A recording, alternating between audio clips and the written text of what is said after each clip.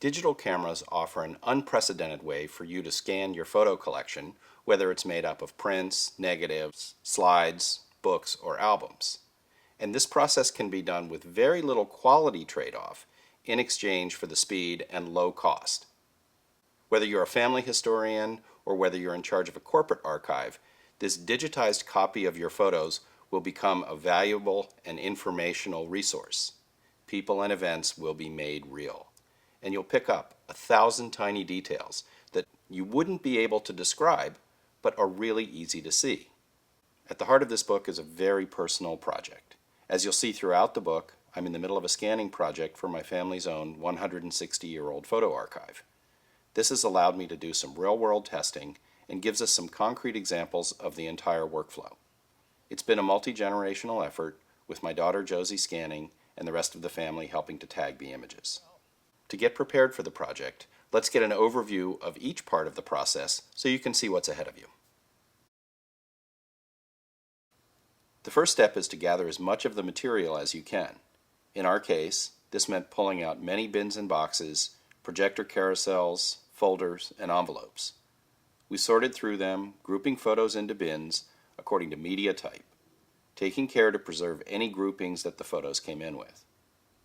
The photos were divided into record groups, which is just the archivist's way of saying the boxes I'm storing them in. We bought some archival storage materials to replace the haphazard way things were stored previously. We knew that the best photos would be distributed to different family members, so that was one group. Others were made for slides, negatives, albums, and other vintage prints. You'll want a good camera and lens for this work. I'll show you how to test these for quality. Then you'll need the proper stage for each media type in the collection. A regular copy stand can be used for prints. I'll show you some options for holding things flat, including books and albums. Slides and negatives will need a backlit film holder, and there are several options for this. I'll show you how to determine if your lighting is good, how to make proper exposure, and to make sure the camera is parallel to the photo. I suggest that you connect your camera directly to your computer for best workflow and quality control. I'll show you how to store the photos so that they can be easily connected to the record groups if you ever want to retrieve the film or prints for any reason. We'll see how to name files and go over which file types to use. We'll be using Adobe Lightroom as the collection manager and image optimization tool, and occasionally Photoshop as well.